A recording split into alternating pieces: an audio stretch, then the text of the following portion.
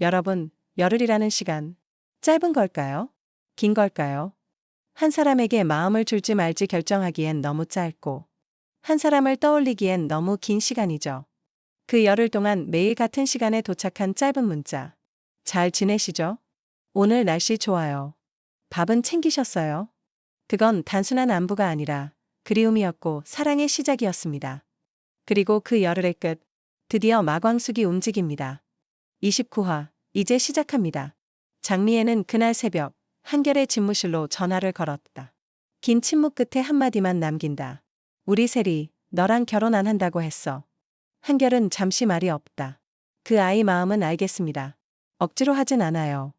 장미애는 떨리는 숨을 쉬며 말을 잇는다. 그래도 한결 씨가 더 나아요. 범수는 안 돼요. 절대로. 그녀는 이미 세리가 오범수를 좋아한다는 걸 알면서도 더 이상 그 관계를 인정할 수 없었다. 아니, 절대로 인정하고 싶지 않았다. 왜냐하면 그 남자, 오범수는 알고 있다. 자신이 술도가에서 어떤 짓을 저질렀는지 그 기억이 지금도 그의 눈빛에 고스란히 남아있음을 느꼈기 때문이다. 그래서 장미애는 혼란스러운 감정을 애써 밀어내고 있었다. 한결과 세리의 정략혼만이 자신이 저질렀던 과거를 무마할 수 있는 유일한 출구라 믿었다. 좋은 집안, 좋은 남자, 모두가 축복해주는 결혼, 그 틀 안에 딸을 넣어야만 자신이 저질렀던 것들이 무효화될 것 같았다. 하지만 장미애는 오범수가 더는 세리에게 마음을 주지 않으려 한다는 걸 직감하고 있었다. 그래서 지난밤 홀로 와인을 들이켜다 혼잣말처럼 중얼거렸다. 잘했어. 그래? 그렇게 정리해줘서 고맙다. 윤범수. 그녀는 그 말을 끝내 속으로 삼켰다. 딸에게는 말할 수 없는 진심이었다. 죄책감과 모성, 불안과 체면이 얽힌 복잡한 감정. 그 감정이 그녀를 점점 더 벼랑 끝으로 몰아넣고 있었다. 그리고 그날 오후, 장미애는 몰래 LX 호텔 로비에 앉아 있었다. 호텔 유리문 너머로 지나가는 사람들 틈에서 우연히 오강수와 한봄이 나란히 걸어 나오는 모습을 본다. 그 순간 그녀의 입가에 엷은 미소가 번진다. 역시 내 눈에 틀린 게 없었어. 한봄이가 저 아이를 좋아하는 게 분명하구나. 장미애는 오강수의 얼굴을 기억하고 있었다. 술도가 마당 앞에 두고 떠났던 그 아이. 하지만 그녀는 그 사실을 애써 외면하고 있다. 그녀에게 지금 중요한 건 과거가 아니라 한봄의 미래다. 그리고 그 미래가 괜찮은 사람과 이어지는 것이라면, 그게 바로 오강수라면 그녀는 그 선택을 밀어주기로 마음먹었다. 좋아. 이번엔 내가 지켜줄 거야. 딸도, 그 아이도. 장미애는 이번만큼은 자신의 실수를 반복하지 않겠다고 다짐하며 조용히 그 자리를 떠난다. 그날도 술도가의 아침은 바빴다. 오천수는 장작을 패고 있었고, 오흥수는 매장에서 쓸 커피를 내리고 있었다. 강수는 마당에 고정되지 않은 항아리 뚜껑을 다시 정비하고 있었다. 그러나 그 중심에서 마광숙은 혼자만의 침묵 속에 빠져 있었다. 항아리 뚜껑을 열었다 닫고 누룩의 온도를 재다가 다시 고개를 흔들며 그 자리에 멈춰섰다.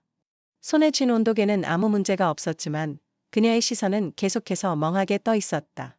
눈은 항아리를 향하고 있었지만 마음은 엉뚱한 곳을 헤매고 있었다. 열흘 전 한동석의 고백이 자꾸만 되살아났다. 저랑 정식으로 만나보실래요? 그날 이후 그는 한 번도 전화를 하지 않았다. 대신 매일 한 통의 짧은 문자만 보냈다. 같은 시간, 같은 톤, 같은 길이의 안부. 잘 지내시죠? 밥은 챙기셨죠? 오늘 날씨 참 좋네요. 창문 한번 열어보세요. 그 짧고 단순한 메시지 안에 그녀는 말로 표현할 수 없는 따뜻함을 느꼈다.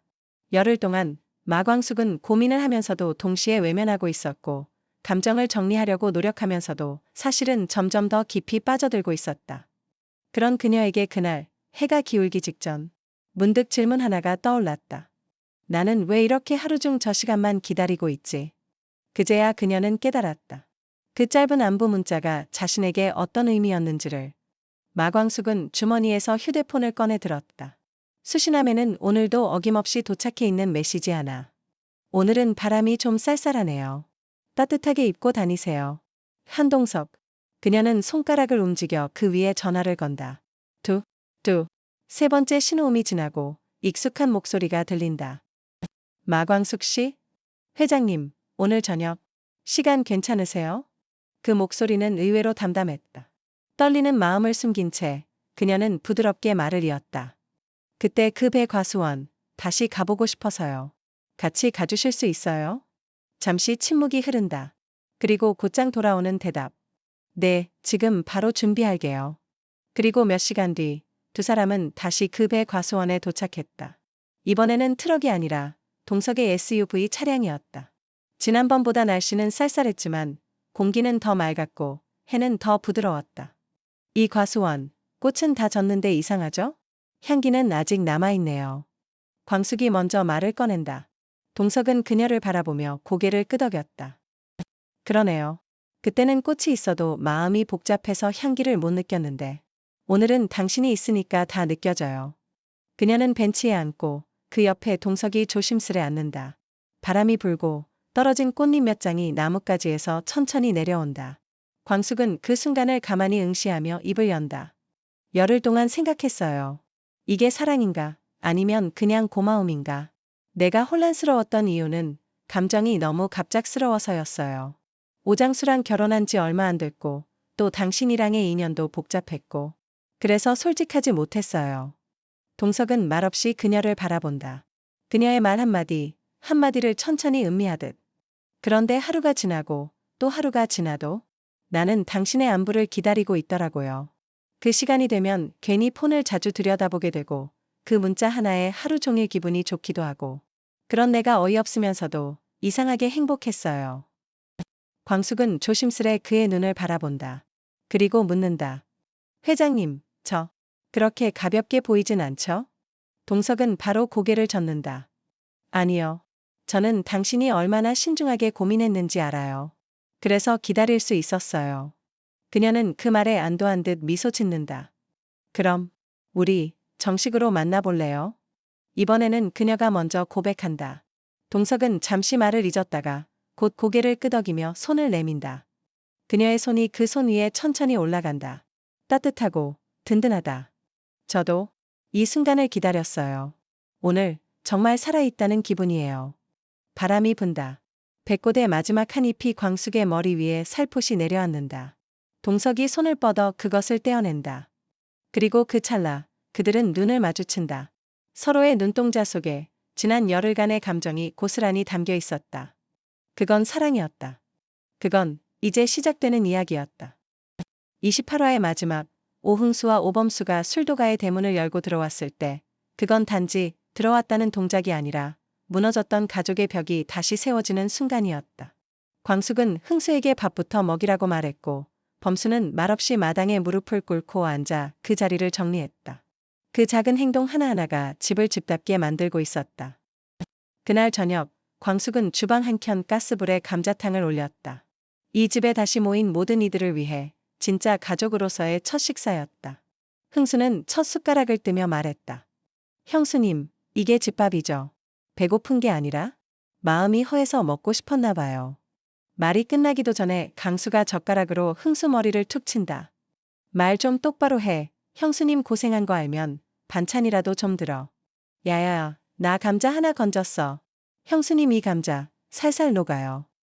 범수는 말없이 국물만 한 숟가락 떠먹고는 조용히 물컵을 들어 광숙을 향해 든다. 특별한 말은 없었지만 그의 행동은 감사합니다보다 더 많은 뜻을 품고 있었다. 천수는 그 모습을 지켜보다가 입을 연다. 우리가 드디어 다 모였네요. 그 말에 모두가 잠시 고개를 끄덕인다. 정말 그랬다.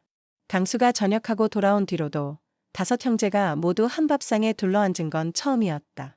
장수 형이 떠나간 그날 이후 누구도 진짜로 다시 함께할 수 있으리라 생각하지 못했다.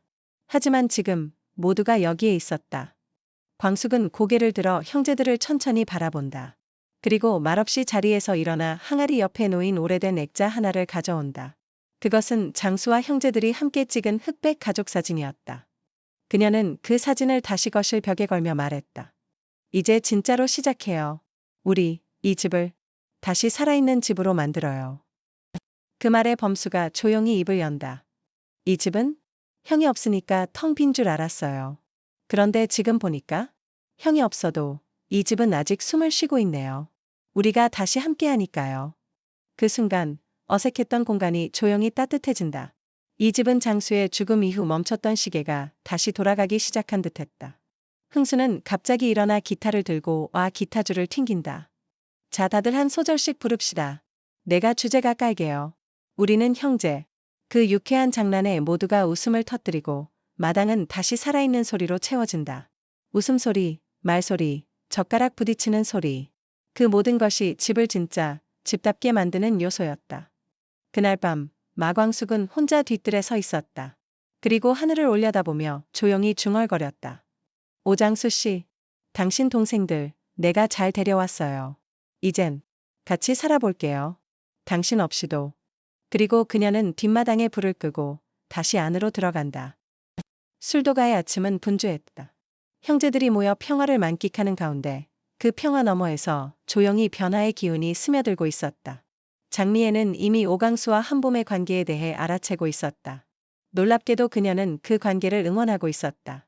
세리를 오범수에게서 떼어놓기 위해서도, 그리고 오강수를 향한 지난날의 죄책감을 조금이나마 씻기 위해서도. 한봄은 요즘 들어 유난히 일찍 출근하고 있었다.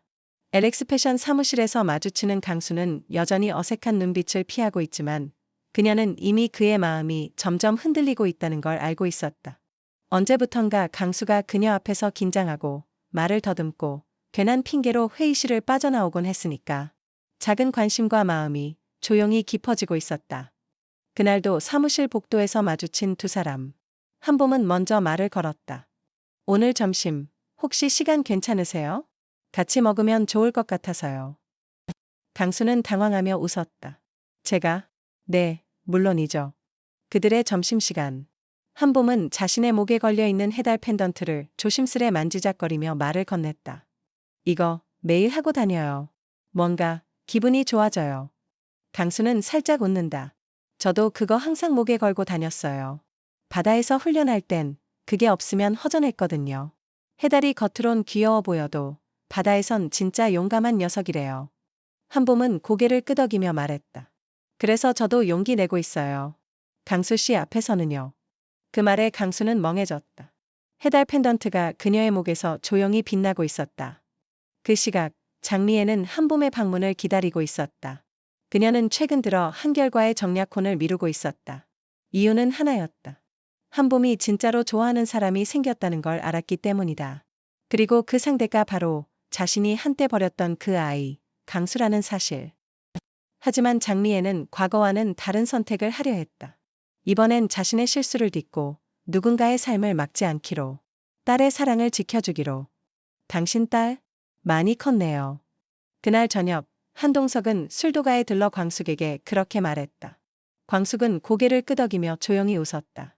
그 말 들으니까 괜히 제가 다 흐뭇하네요, 회장님. 바로 그 순간 현관문이 열리고 한봄이 얼굴을 내민다. 강수씨, 아직 퇴근 안 했어요? 모두의 시선이 한봄에게 쏠린다. 강수는 당황하며 입을 벌리지만 한봄은 꿋꿋하게 말을 이었다. 그냥 데리러 왔어요. 요즘엔 보고 싶어서요. 하루라도 안 보면 좀 심심하더라고요. 정적이 흐른 뒤 공주실이 박수를 친다. 아니, 요즘 젊은이들 아주 직진이구먼. 웃음이 퍼진다. 강수는 마치 어안이 벙벙한 얼굴로 고개를 끄덕이며 따라 나선다. 마당의 불빛 아래 두 사람의 그림자가 나란히 겹쳐진다. 진짜 가족, 그리고 그 안에서 피어나는 또 하나의 사랑. 그것은 어쩌면 장미애가 오래전부터 마음속으로 기다리고 있던 진짜 용서의 기회였을지도 모른다. 그리고 그 안에 담긴 진짜 가족이란 의미는 혈연이 아니라 온기라는 걸 모두가 다시 깨닫고 있었다. 까만말 풍선 여러분, 오늘도 저희 뇌피셜 영상 함께 해주셔서 감사합니다. 마광숙과 한동석의 러브라인, 그리고 독수리 형제들의 눈물나게 따뜻한 재결합, 앞으로 어떻게 이어질지 너무 기대되지 않나요? 앞전 구독과 좋아요, 알림 설정은 독수리 오형제 다음 회차 뇌피셜을 가장 먼저 받아보는 최고의 방법입니다. 다음 화도 기대된다면 잊지 말고 구독 꾹, 좋아요 꾹 눌러주세요. 그럼 우리 다음 이야기에서 또 만나요. 사케 텔레비전.